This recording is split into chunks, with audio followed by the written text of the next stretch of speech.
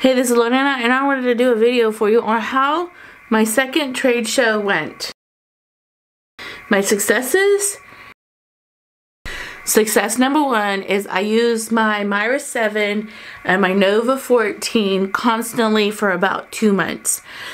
Anytime I get to turn on the laser and really put a lot of work into it, I feel it's a great success.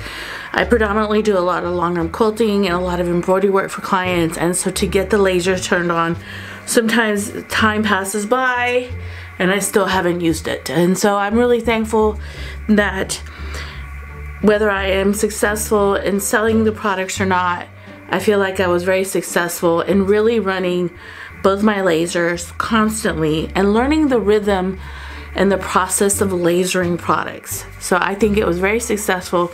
I used these machines constantly for about 2 months on and off, and for a full week they were running constantly non-stop for about a week or two.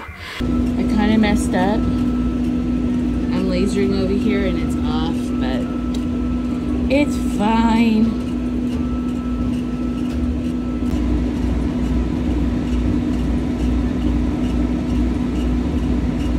Alright, success number two. This year I was able to laser better products. I ended up making some really beautiful piggy banks. I created things that I never thought I could make with my laser. I allowed myself every month this year to come up with a new idea and then try to manifest it into being a tangible product. Another thing I lasered is some clappers for quilters. I also lasered some new products, things that I wanted to try and do. For example, I made these little sweet booklets. 1 month I allowed myself to learn how to find the holes. These are little booklets that you buy at Dollar Tree for $1.25. I also created this one. I now know how to create the holes, the whole process. I may do a video for you on how to do it or how I figured it out. So this year I made products that were just a lot better than last year. Last year I did earrings and keychains. This year I made larger, more tangible items that are functional. That's my thing. I like functional items. So I think that was very successful. And I also was able to do a lot of inventory quicker because I already had my settings down. I had like my engraving settings down, and I also was not so afraid of the lasers. So I think that's a success. And here's my binder bin. Here's my jewelry box bin, and everything is documented in a sheet. So I have an inventory sheet, kind of. Here's another bin of like piggy banks, coffee piggy banks. This is love piggy banks are in here. I should put the love ones in there. So all this stuff is inventory that I have been working on, and so you can see. And I moved it in here because that other room where I'm making the things and putting them together, it was chaotic. So you kind of need a space where you could put items so that you don't get overwhelmed by, like, you need a space to place your inventory. You really do. Alright, success number three. This year I kind of planned ahead on how to design my table.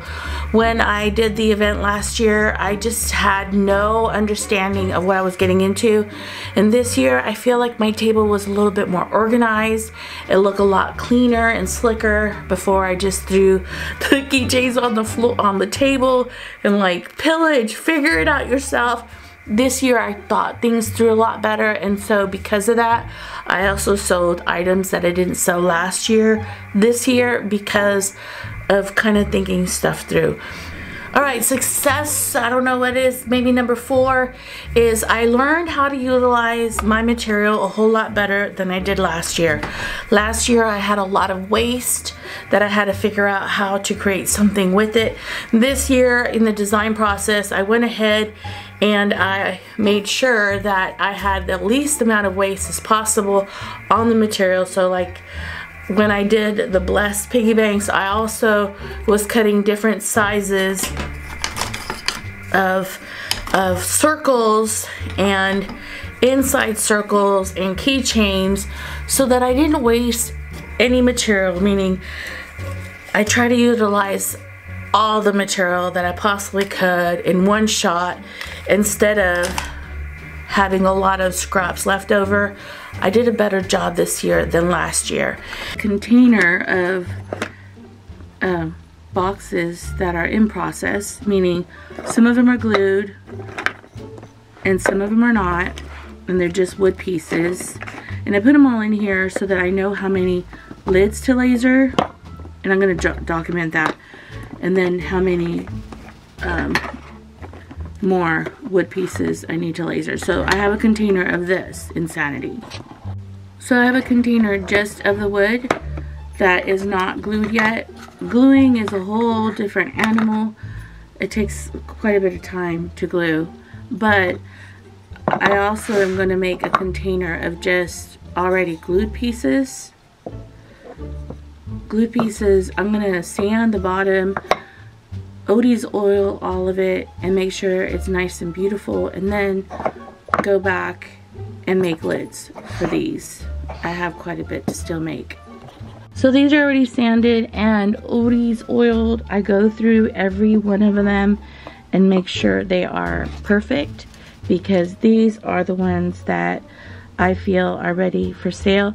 Like, because I've been cleaning, touching, I want to go ahead and clean all the plexiglass, make sure it's nice and clean. And like this is kind of high, I need to push that back a bit.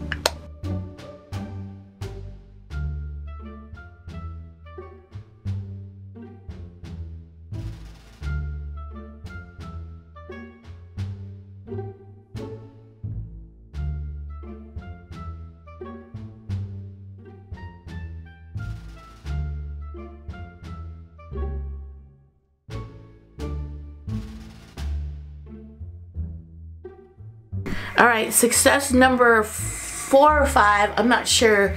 I used materials that I've never used before. For example, I used MDF for the first time, and I also tried and lasered plexiglass from Lowe's or Home Depot.